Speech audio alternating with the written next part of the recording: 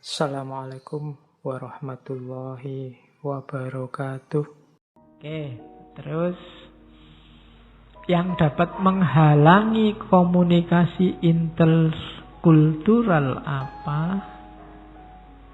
Ini bukan berarti harus dihilangkan atau nggak dibahas. Kayak saya bilang di awal, hal-hal ini harus dihati-hati.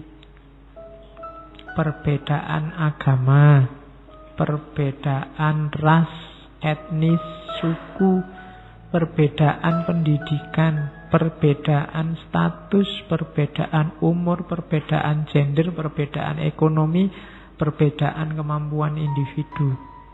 Kita berkomunikasi dengan siapapun, coba dicek unsur-unsur itu karena menentukan dalam komunikasi. Akan lebih enak kalau kamu ngerti status-status perbedaan tadi, kemudian kamu menyikapinya pas. Dia agamanya apa? Kalau jelas agama apa kan jangan sampai kemudian kamu menyakiti kepercayaannya. Dia rasnya apa? Punya kebiasaan apa? Karena ras yang berbeda kan kebiasaannya berbeda. Orang Indonesia misalnya kan punya banyak kebiasaan yang mungkin bagi orang luar Indonesia aneh. Nasi misalnya, kita kan 3 kali sehari yang dimakan nasi. Sementara kalau di luar kan enggak. Kita kalau enggak ada nasi kan kayak belum makan.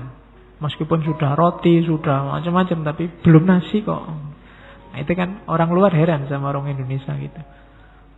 Nah, itu kan kebiasaan-kebiasaan. Atau orang Jepang itu kalau terima kasih kan pakai bungkuk. Bahkan bolak-balik itu kan kamu heran. Kok bisa begitu ya? Cuma itu budaya di sana memang begitu. Atau apa? Korea, Jepang, Cina kalau makan mie kan pakai suara itu diseruput-seruput. Itu kan kamu kan sering anggapnya tidak sopan masa makan ada suaranya.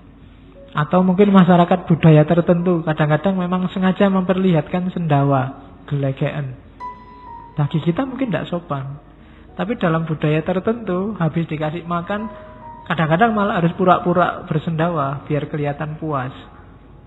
Jadi, gitu kan kamu tidak sopan. Tapi di budaya yang lain itu sopan. Dalam budaya tertentu, kalau kamu disuguhin, harus habis. Kalau tidak habis, tuan rumahnya tersinggung. Dianggap suguhannya tidak enak. Tapi di budaya yang lain, jangan dihabiskan. Kalau dihabiskan, tuan rumahnya bisa geleng-geleng kepala. Wah, kita tamune ngeragas sih. Itu kan budayanya berbeda. Saya pernah bertamu ke rumah zaman mahasiswa itu, ke rumah teman. Karena jauh dan haus, tuan rumahnya baru ngeluarin minumannya es degan lagi. Terus dia balik lagi ngambil jajan. Begitu dia keluar membawa jajan, mempersilahkan, silakan. Oh, sudah habis. Gitu. Sebelum dipersilahkan habis duluan. Oke, itu mesti tuan rumahnya seneng itu. Nah, hati-hati ya. Setiap kepala, setiap etnis, setiap budaya punya tradisi. Pendidikan juga begitu. Beda pendidikan mungkin beda cara ngomongnya. Ngomong sama anak S3 sama anak PAUD kan pasti beda. Kok ngomong sama S3 kayak anak PAUD itu ya kasihan dosennya. Jadi pendidikan, status keluarga. Orang ini sudah berkeluarga apa belum? Kalau sudah punya istri kan beda ngomongnya sama yang jomblo-jomblo ini. Sama yang masih belum punya pasangan, yang jungkir balik luar biasa nyari pasangan, itu kan ngomongnya ya hati-hati. Sini yang sudah kawin ngomongnya, wah tadi malam itu luar biasa, lo kasihan ini tidak punya pasangan. Itu status keluarga. Umur juga. Gender kadang-kadang menentukan. Ekonomi juga menentukan. Kalau temenmu tidak punya duit dan duitmu banyak, itu kan ya ngomongnya nggak boleh sembarangan. Ya. Atau kemampuan. Temenmu mahasiswa yang bukan filsafat, kamu yang ngerti filsafat, mentang-mentang ngerti filsafat, terus kamu ngomongnya ndaki-ndaki ndak karuan. Temenmu ndak paham, padahal kamu dhewe ya ora paham.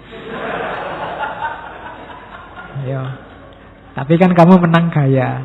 Nah, itu itu sering menghalangi komunikasi interkultural, antar budaya. Hati-hati, sering jadi sumber masalah. Oke, nanti banyak teori di belakang untuk mengatasi itu. Oke, sebelum mengatasi problem harus diingat bahwa pandangan hidup, perspektif hidup setiap orang menentukan. Harus dimaklumi. Di situ saya sebut ada gaya fundamentalis, ada gaya relativis. Kalau gaya fundamentalis itu dia punya keyakinan mutlak pada dogma dan kebenarannya yang tidak boleh diubah-ubah meskipun berubah ruang, berubah waktu, berubah tempat.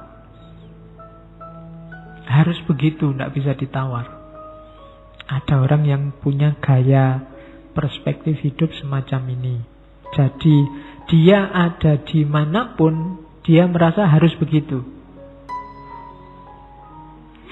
Ada yang relativis. Kalau yang relativis ini menganggap bahwa kebenaran yang dia yakini, kebaikan yang dia yakini itu tergantung ruang dan waktunya. Culturally bound, context dependent, dan only applicable to their respective cultures. Itu relativis. Culturally bound itu tergantung situasi, tergantung budayanya di mana. Context dependent sesuai konteksnya, sesuai situasinya, dan ya dijalankan kalau memang budayanya cocok. Kalau tidak cocok, tidak dijalankan, tidak apa-apa. Jadi yang relativis ini bisa ditawar, lihat ruang dan waktu. Kalau yang fundamentalis ini tidak bisa ditawar. Ini juga menentukan. Kamu harus, kalau mau bergaul sama orang lain, coba dilihat nilai-nilai yang dia pegangi dan caranya dia megangi. Kalau dia fundamentalis, maka tidak bisa diubah. Dia memang ngertinya ya pokoknya hanya itu yang benar. Yang tidak begitu tidak. Tapi yang relativis, lihat situasi, lihat ruang dan waktu. Ya ini macam-macam. Kadang-kadang kita tidak 100% di salah satu. Kita biasanya ya ada fundamentalisnya, ada relatifnya. Dalam hal tertentu relatif, tapi dalam hal tertentu fundamentalis. Biasanya orang begitu. Tapi memang ada orang yang 100% fundamentalis. Nilai yang diyakini itu ya harus itu. Atau ada yang relativis total. Hidupnya pokoknya bisa berubah-ubah. Ya kalau di Indonesia memang tidak boleh, tapi kalau di luar tidak apa-apa. Misalnya itu. Atau kalau waktu ini tidak boleh, tapi kalau waktu yang berbeda boleh. Dan seterusnya, itu relativis, tidak bisa ditawar. Kalau fundamentalis, relativis bisa ditawar, fundamentalis tidak bisa ditawar. Ini menentukan juga. Hati-hati pada kelompok yang fundamentalis, karena mereka tidak bisa ditawar. Fundamentalis dalam tanda petik ya, jangan dibayangkan yang dogma agama yang tawuran dan macam-macam. Cuma ini cara memegangi ideologi, perspektif etik dalam hidup. Makanya fundamentalis itu ya pasti punya ini. Cuma gaya hidupnya yang keras, yang dogmatis, namanya gaya hidup fundamentalis. Ada yang relativis. Oke. Ya nanti kamu cermati sendiri ya. Kalau ada waktu kamu muhasabahlah prinsip-prinsip hidupku yang tidak bisa ditawar dan yang bisa ditawar. Lihat situasi. Itu nanti coba dilihat. Ada berapa? Mana yang lebih banyak? Kalau lebih banyak yang tidak bisa ditawar, ya berarti kamu masuk kelompok fundamentalis. Tapi kalau bisa ditawar, berarti kamu masuk relativis. Pokoknya Pak, sepanjang saya kuliah, saya tidak akan cari istri, tidak akan pacaran. Bisa ditawar? Tidak bisa. Nah, itu fundamentalis. Tapi kalau sepanjang saya kuliah, saya tidak akan pacaran. Bisa ditawar? Bisa Pak, lihat situasi. Nah, itu namanya relativis. Cara mikirnya ngono. Oke. Ada yang relatifnya terpaksa. Misalnya, saya Pak umur 25 harus sudah haji misalnya. Cuma ya kalau punya uang Pak.